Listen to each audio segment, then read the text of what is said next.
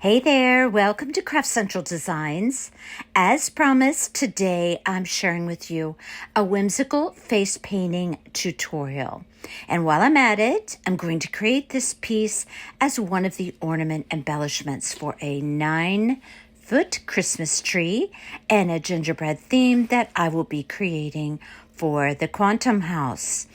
I've had multiple requests to do face painting tutorial, and what better time than now with lots of Christmas ornaments and decor coming up. Welcome to all to my channel today.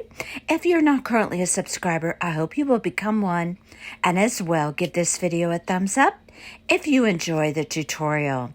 Okay, let's get creating. This is a type of a kind of cutting board wood.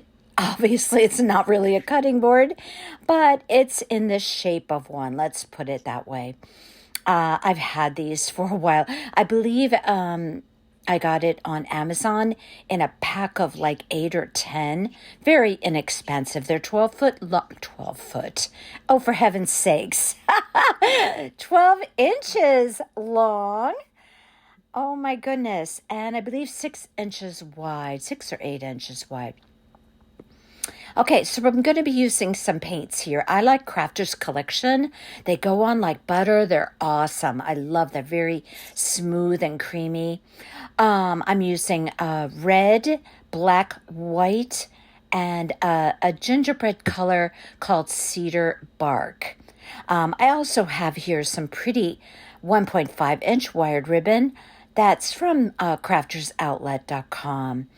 And then from Hobby Lobby, I have my favorite ribbon here. It's polka dot on one side and striped on the other.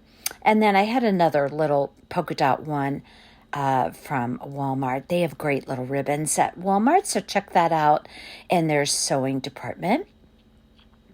So this piece that looks like a cutting board, that's 12 inches long, oh my gosh, is actually, it's very thin and very lightweight, but it works really great for an ornament, if you will, for a Christmas tree. Now, I'm doing a 9-foot tree, so I am going to be able to put larger elements on this tree.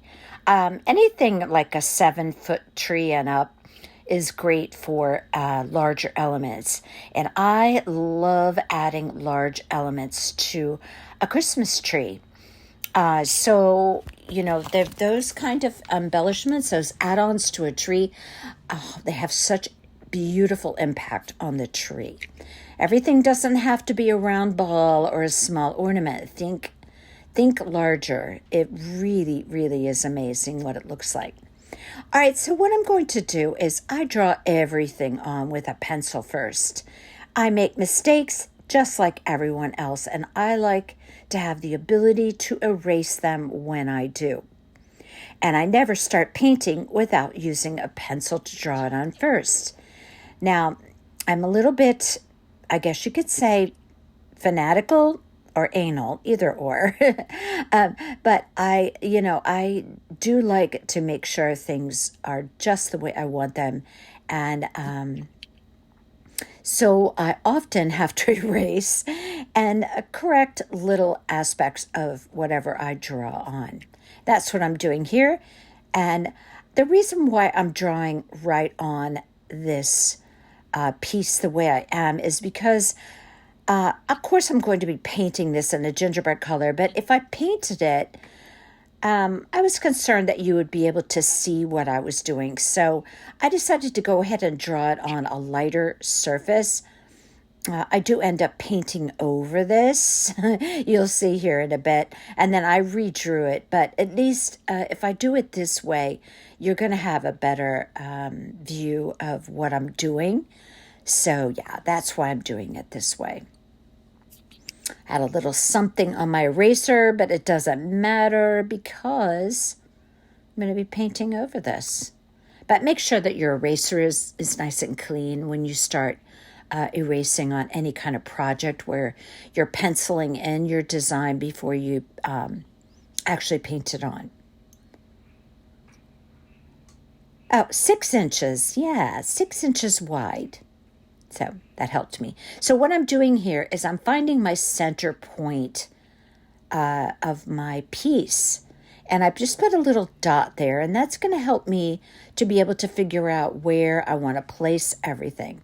So I found that center point, and I know about halfway down I'm going to put a nose.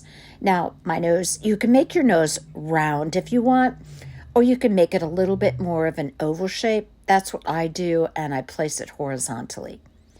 Now, for my eyes, what I like to do, the particular design that you saw on the piece at the onset when I showed you what we're going to be drawing today, that is one of my favorite types of eyes. So I draw 2 parallel lines, and as you just saw me do, I attach a teardrop. Now watch me do it on the other side. I start at the top.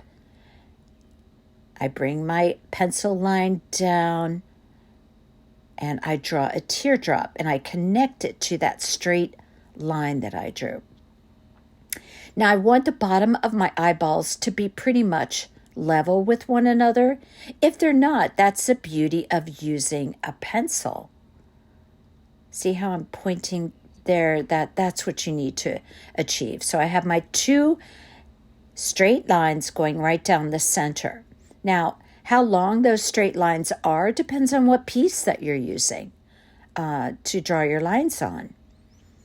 But anyway, so I connect a teardrop to that. Now, again, if I don't get it right the first time, that's why I have my pencil. Now I'm going to draw in the eyeballs. Now I take those eyeballs about halfway down in the teardrop. I just draw an eyeball. Now, again, the beauty of the pencil. Okay, so very easy to do. I'll put a white light in the eye, a couple of little eyebrows on the top. That's what we have so far. Now, even after you start painting, if you decide you want to make your eyeballs a little bit fuller, it's very easy to do that. But what you want to do is just get all of your initial lines on. I just penciled in a couple of eyebrows. You'll see me paint those on later. And I'm sorry, not eyebrows, eyelashes. Sorry. So, again, the 2 parallel lines, and connect your teardrop just like that. Now, I very often use these eyes. There are plenty of other types of eyes to do. If you would like to see those, go on Pinterest and put in a search for whimsical faces. You could also just Google it. But honestly, there are so many variations on this, as well as other types of eyes. You could just do 2 ovals.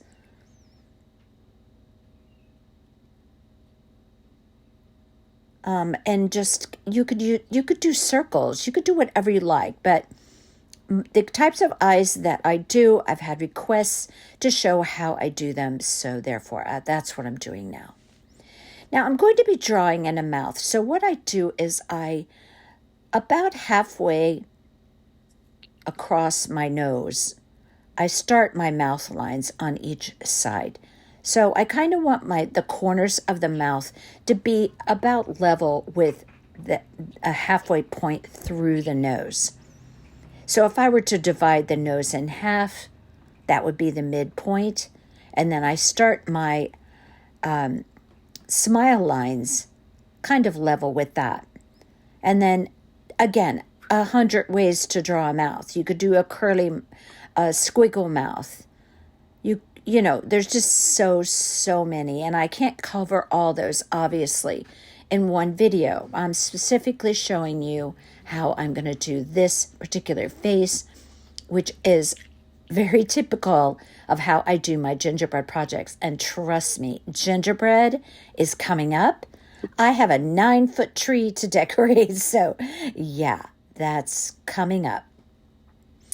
Gingerbread is such a popular theme that I'm I'm sure that I'm going to have some embellishments for a Christmas tree coming up that you are going to love. Okay, so again, I use this color I love for gingerbread. Anything gingerbread. It's called Cedar Bark, and it's a crafter's collection that I get at Hobby Lobby. Now, I redrew everything in. Now, my eyes are very long, and I did end up making them a little fuller, which I can do when I start painting. But you want a basic design down for your face. You don't have to have every feature in, but you do want to have the outline of the eyes, the nose, and the mouth. Then from there, you can be creative with your painting. Very important, you need a fine tip paintbrush. I get mine at Hobby Lobby. You want a very fine point, and you want a good grade of a paintbrush, because if you don't have that, you're not going to have the ability to do fine lines and really fine, tiny features of the face. So again, this is how I do mine. I like to put my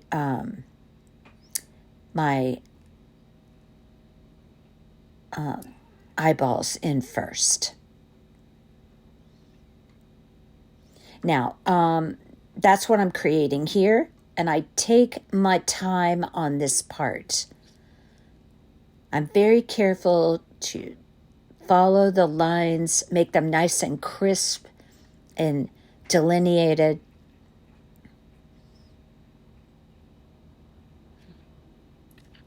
And I'm never in a hurry on this part. It's very important to get the face correct. So you can see now I'm going up that straight line right down the center of my eye. Now, as I mentioned, I ended up looking at the eyes once I painted this part, and I wanted to just fill them out a little more. So I plumped up my teardrop just a little bit. And that's easy to do. You just kind of fill it in a little bit fuller. Not at the point, obviously, but in the fullest part of the eyeball. Okay, now I'm going to go along that second line that goes right down the center.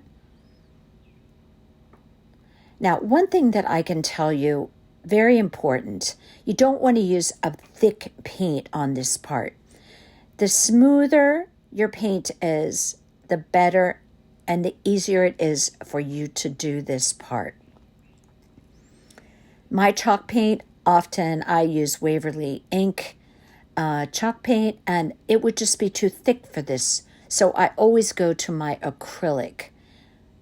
And if I need to, if it's a little bit thick, I just add a couple of drops of water. Very simple. Okay, you can see here now I'm just filling in my second eyeball, taking it right up to the point.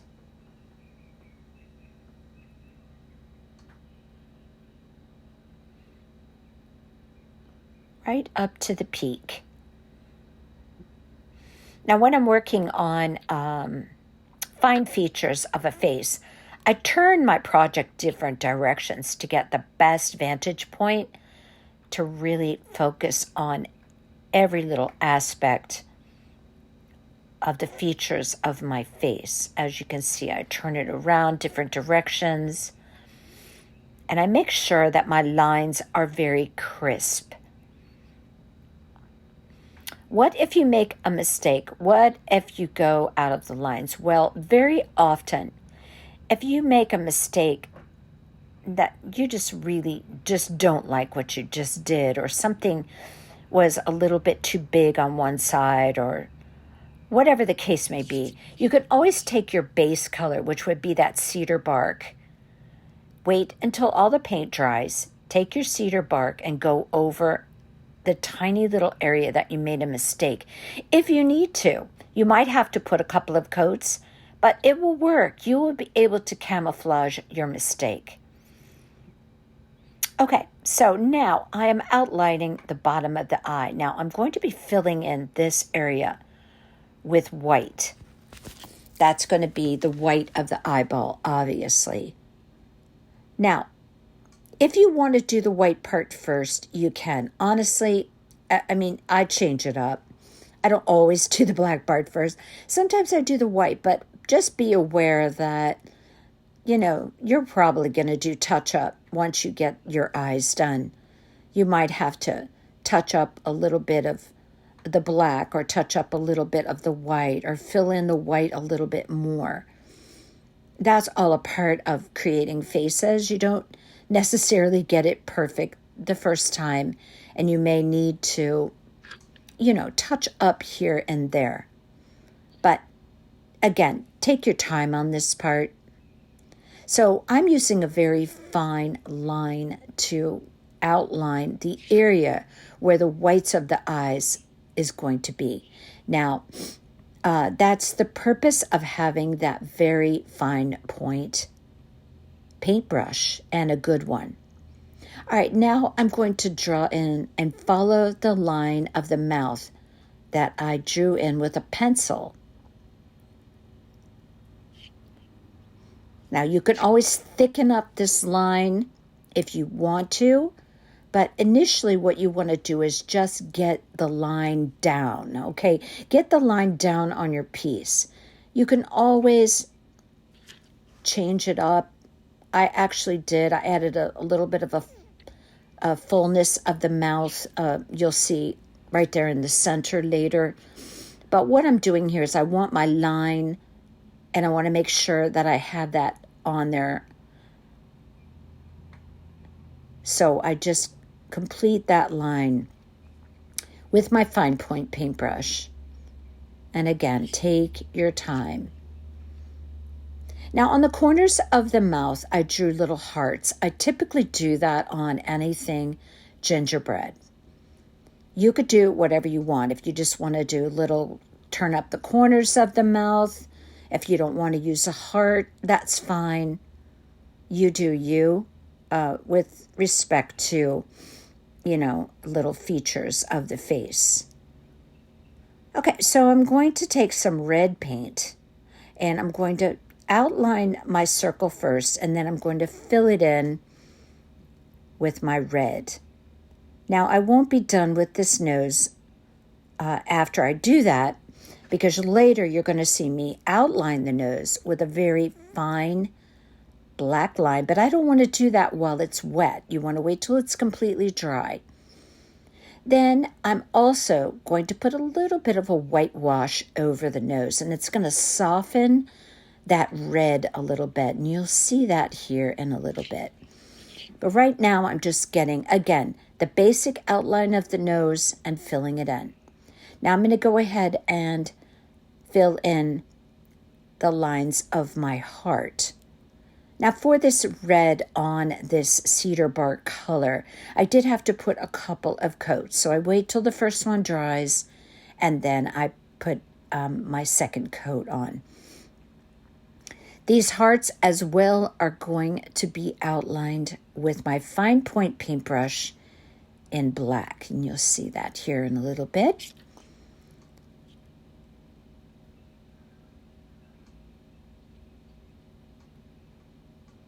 Okay, so far, so good. All right, now I want that paintbrush very clean, because now I'm going to use my white to fill in the eyes. Now I'm going to fill in the eyeballs. Now that black is dry. Be careful. Don't get in a big hurry. You want to make sure things are dry before you proceed on to the next area that you're painting. So again, fine point paintbrush. I'm going to use that to fill in my eyeballs. Now you're going to start to see this face really come alive here, so to speak, when you start filling in all these features. Now, typically when I do a face, I do a lot of touch-ups. I'm very particular, if you will, about the way my faces look. Now, everybody has their preferences. What type of eyes you like, what type of nose you like, what kind of mouth you like. This just happens to be one of my favorites. So I chose this one to share with you today. But use the basic principles. Let things dry before you try and start outlining them. Use a fine point paintbrush for your features. Use an acrylic that's nice and smooth and not too thick. Use the basic rules and apply them to the type of face that you like to do. I'm putting the light in the eye now.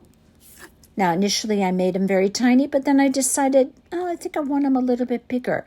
And that's the kind of thing that you'll do while you're creating your faces. You might look at it and go, I think I want the eyes a little fuller. Or, I need to outline this or touch up that. That's okay. Be fanatical. Now you can see that's what I'm doing. Right here, I'm putting eyelashes. And if you ever needed a fine point paintbrush for anything, it would be the eyelashes.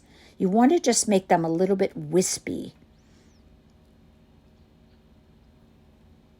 And there we have 3 eyelashes on the top of the eye and just 2 coming out the bottom.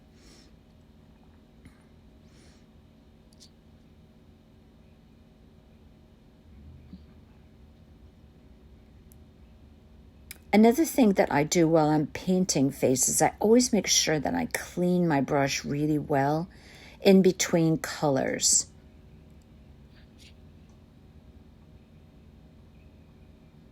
Okay, I'm doing a very fine line around the nose. I don't want a thick line on this.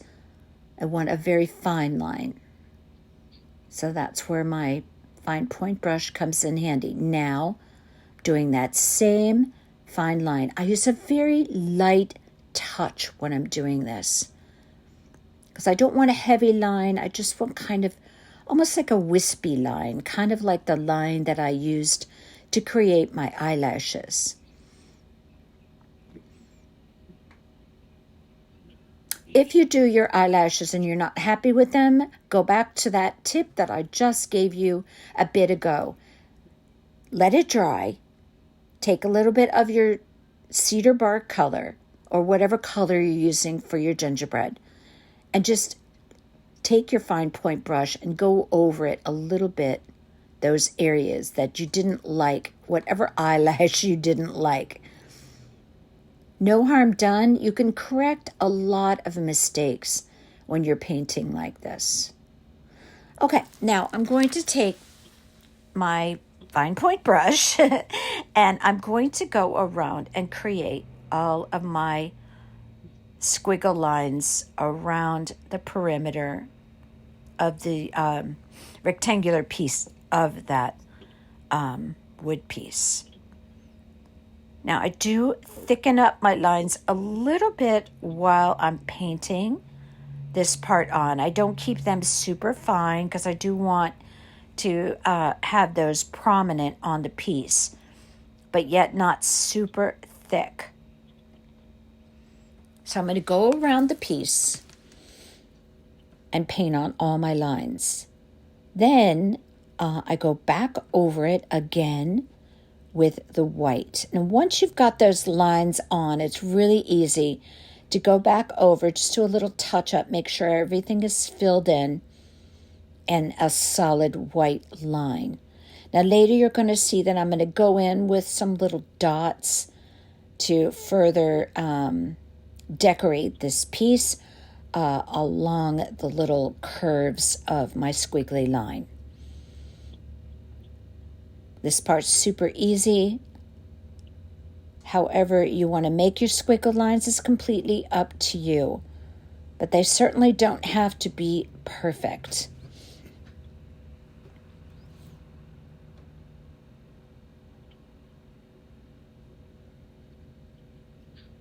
Again, make sure that your paint is not too thick And here we have the outline, my squiggle lines. Now, notice how it's thicker. On my second time around, I did thicken it up a little bit. But like I said, get your basic squiggle line down with your white paint. Then when you go back over it, you can do however you want. You can thicken it up if you like. Okay, now I'm going to take, I know I sound like a broken record, but that fine point paintbrush. And I'm going to put 3 little dots in the curve of each one of the curves of my squiggle line. I do it in kind of like a triangular pattern, as you can see there. Now this just adds a little bit of embellishment. You can do this part or not do this part. There is a whole lot of different ways that you can decorate a gingerbread piece. You can become as fancy with your lines. You can add little hearts, all different kinds of curly squiggle lines. This one I'm keeping simple, but this adds a little something to the piece. I am going to be doing a gingerbread here within the next few weeks, and I'm going to do one that's very fancy with all the squiggle lines and the hearts and all that. But you can see this adds a little something to the piece. Okay, now I'm going to do that little wash over the hearts and the nose. So I use like a kind of a short bristle brush, something with a strong bristle. And I dip it in my white paint, and then I have a paper towel there, and I want to brush off most of the paint on my brush. See that? Just brush it off. So you're doing like a dry brush. Start off with just a very light touch going over the top of the nose. Now this does create a cute effect, as you can see already. It has an effect on that nose. Now I'm going to do the same thing on the curves of the heart, at the top of the heart, where the little 2 curves are. Just a very light-handed, just a light brushing across those. And these little things make a difference in your piece. See how that looks different now? It has a very cute look. It's softened that red. It's softened the nose.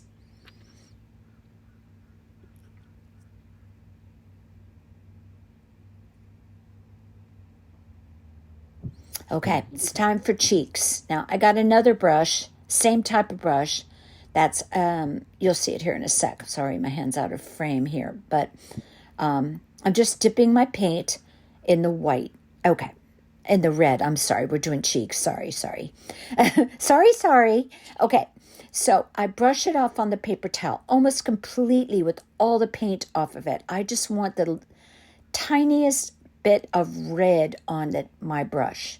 And I'm going to start using a swirling motion, light-handed. Don't do heavy-handed. That's how you get paint blotches. Very light-handed on your piece. Okay, so I dip it in the paint, and you can see me here. Round and round and round, getting most of the paint off my brush until I see that it's almost pink. Then I start doing a swirling motion for the cheeks. Now, I like my cheeks nice and big and rosy. So I take it even around the corner of the mouth a little bit. And I continue to do that until I can see the hint of that nice little rosy cheek. Dip it in the paint. Swirl it around on your paper towel. And now I'm going to do the other cheek. Very light-handed. Round and round. I like a bristle brush for this. If you use a soft brush, you're not going to get the same effect. use like a bristly brush, kind of like not the sable soft bristles, but more of a bristle brush. Every other week, Hobby Lobby has their paintbrushes on sale. I suggest that you get a few different types of brushes, a very fine point brush, a bristle brush, for your face painting. You want a variety to suit the task that you are accomplishing on your face. Okay, now another characteristic thing that I do on all of my pieces, I like to put white freckles. So I dip my fine point paintbrush in my white paint. And I'm just going to start with little tiny freckles till I decide how big I want them and how many I want. Now on a bigger piece, obviously I'm going to have more freckles. If I'm doing a little small piece like I'm going to be doing here in the future, I'm going to be doing some gingerbread faces on wood spools, on little miniature rolling pins, on some wood cubes. And so for those smaller pieces, I'm definitely going to not have as many freckles. But this is a bigger piece. So, gosh, I don't know how many freckles did I put on there. Maybe 6 or 7? I wasn't counting when I did it. I just kind of placed them here and there across the cheeks. Now, I don't know. I just love white freckles on a gingerbread. You do you. If you don't like the look of that, don't do it.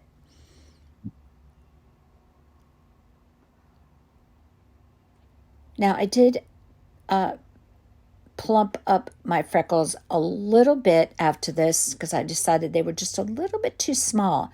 But I always start off small, and I can always increase the size, just like I did the fullness of the eyes.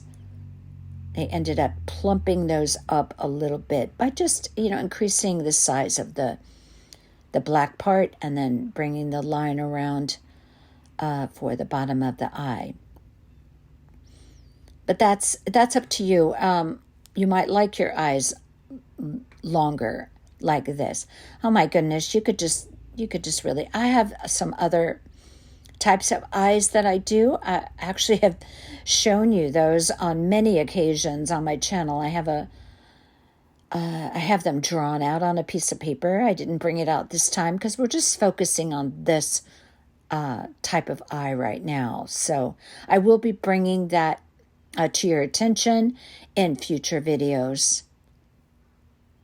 The different types of eyes that I do. This one is very, very common for me. Okay, now I'm going to show you here how I ended up adding a little bit of an open mouth, and I'll show you how I do that. I just bring my line down here right at the bottom of the mouth to make it look like his mouth is a little bit open while he's smiling. He or she. It's a she, I think. She's got a bow.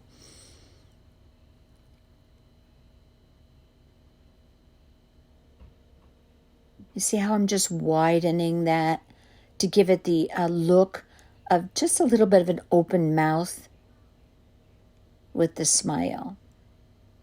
Very easy to do. And I always work in small increments till I decide exactly what look I want.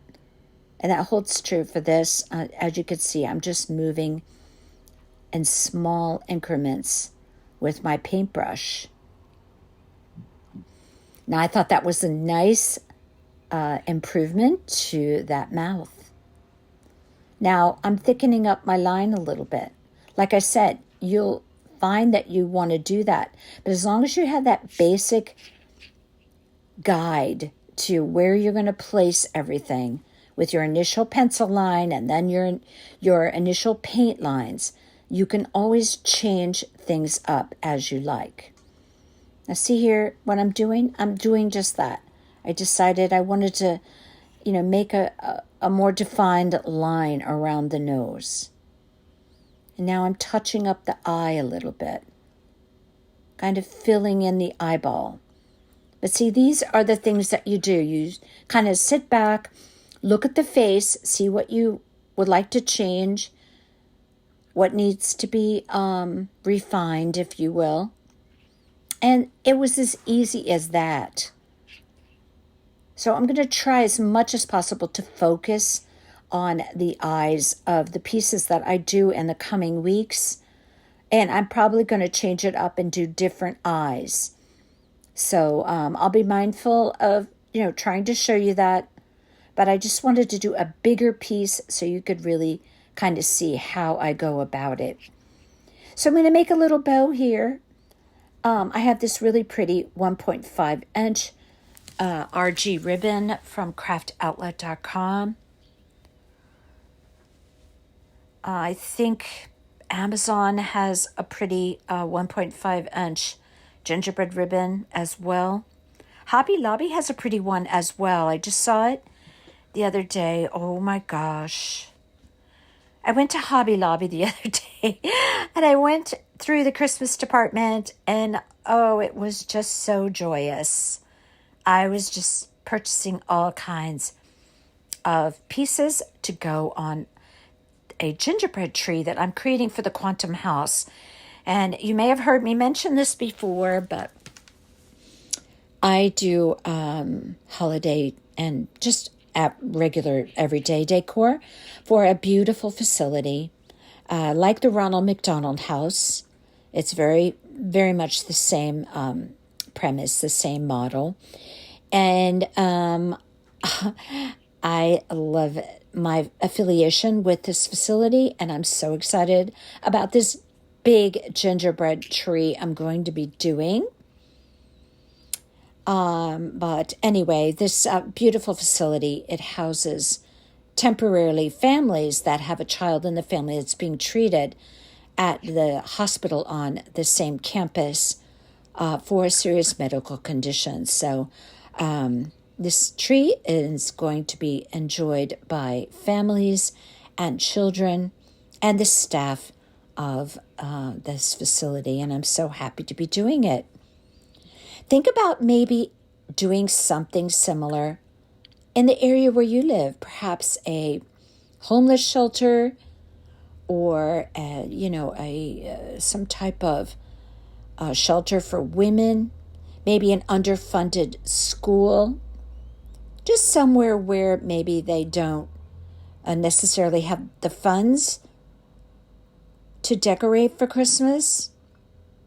You'd be surprised how much joy that can bring to people. And it's just a pleasure to be doing something like that. Okay, so I'm making a little small bow. Now, for bows, I haven't mentioned too much about how I do it right here on this particular video because I'm going to be doing a short video, but I'm going to show how I make Christmas tree bows. Now, I can't emphasize enough how beautiful bows are on a Christmas tree. So you can be certain that I'm going to be making pretty bows for this beautiful gingerbread tree that I have planned. And I'm going to do a tutorial coming up shortly within the next week or two on how to create Christmas tree bows. So you too can create bows for your Christmas tree. So just following that basic technique that I'm going to be showing you in the near future on that tutorial. And I just created a little bit smaller bow to sit on top of the 1.5 inch bow that's going to go on the handle of this piece. Now, I want to say this ornament, if you will, yes, it's a larger ornament, but I'm telling you, try larger elements on a tree. As long as you have a tree that's like 6-7 foot or larger, that will look awesome on a tree. And I want to say this piece cost oh my, maybe $2. And it's a substantial size piece that is going to add a lot to your Christmas tree. All right, so I'm going to take a piece of fine wire, 26 gauge. I'm going to place my polka dotted bow on top of my gingerbread ribbon bow, and I'm going to adhere those two together by simply popping my wire through the center of the bow, bringing it around the back and twisting that wire so that they are connected.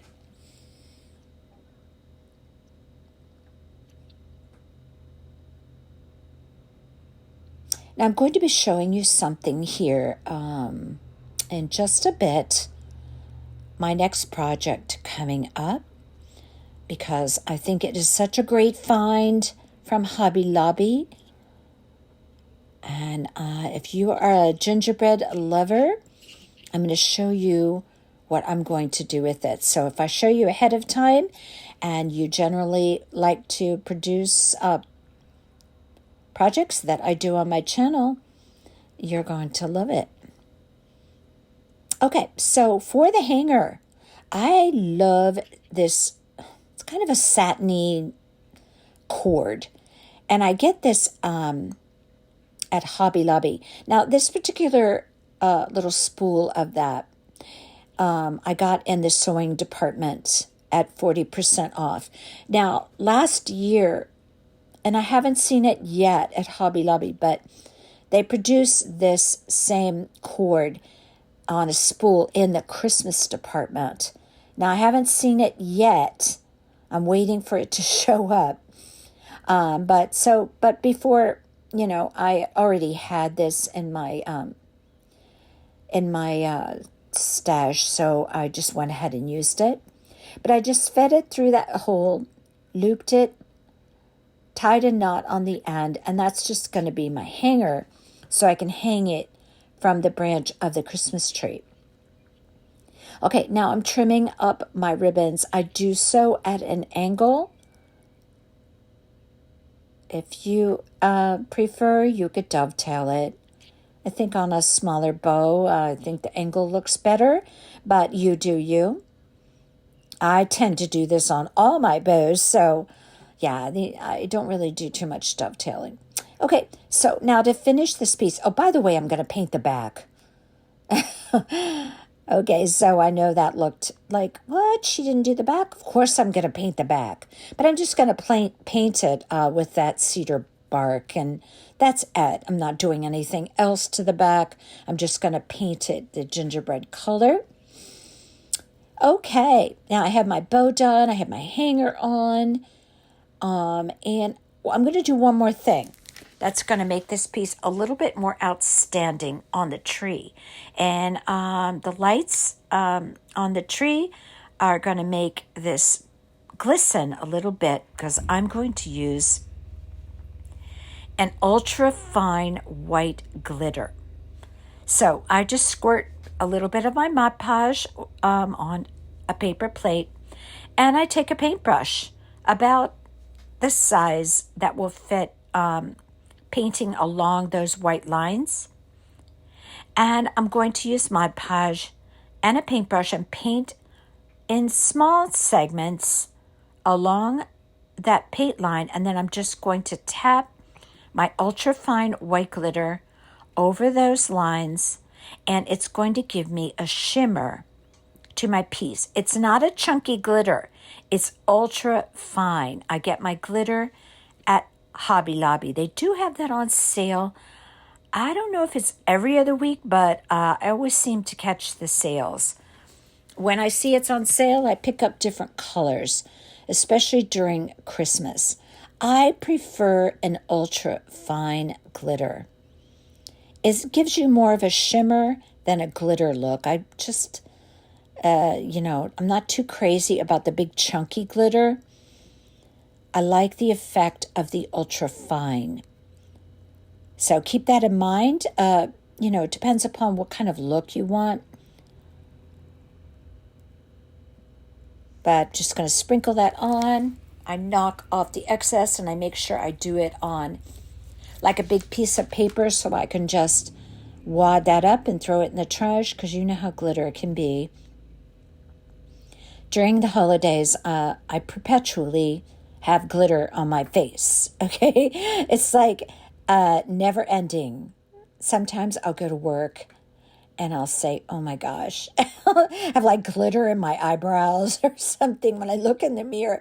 I just can't get rid of it. It's ongoing during the holidays.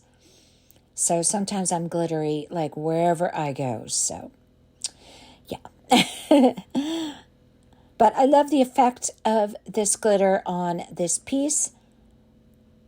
And I often do this on any of my gingerbread ornaments. Now, you don't have to worry about this piece being heavy because it's ever so light. Okay, so this will go very nicely, sit very nicely on a Christmas tree without weighting down the branches. Now, I am going to be doing some very small cutting board pieces. I picked a few up in the autumn department at 40% off at Hobby Lobby, but I do like the cutting board gingerbread ornaments. Quite a bit smaller than this one. So if you want to pick some of those up, I am going to be doing those in the near future. I'm going to do a few of those for my gingerbread tree. Okay, so I put a nice big blob of Gorilla Hot Glue on the handle of my piece. I also put a little dab of glue to hold that knot of my hanger. Now, I do have to go and paint the back of my piece, but otherwise, it's all finished. And it's just so super cute, so inexpensive. All right. This is the gingerbread wood piece, and my goodness, is it substantial. By that, I mean it's thick. It's not bowed like a one that you would pick up at the Dollar Tree. And it has a lot of raised elements. It has a scarf. It has raised curls on that curly effect on the gingerbread. It has raised cheeks. I don't like that, and I don't like that little bit of hair. That's my preference. If you like it, keep it. I also am not crazy about the eyes and the mouth. This was only $4.99, you guys. 40% off of that. Look at the substantial piece that you're getting for the money. Really, really nice. And I already tried. I discovered that I can get those pieces off that I don't really want on there. Now, this is a nice size of a piece. I think it's 12 inches wide, and I think it was 18 inches long. Yeah, it's nice size. Now, you could use this for a wreath. You could use it on a big Christmas tree. Yes, you could use this on a tree. You could use this on a swag. This is a great buy. Okay, now I'm going to show you. I was able to get these pieces off with a heat gun and a paint spatula, paint scraper. Okay, so if you don't like the face like me and you don't want those pieces on there, I'm going to keep the scarf though. And I might keep the squiggles. I'm not sure. But we'll see in an upcoming video what I decide to do with this. But honestly, $4.99, 40% off. Look at this fabulous piece of wood that you can create a fabulous looking gingerbread. Wait till you see what I do with this. Okay, that's it for the face painting tutorial. I hope this helped you.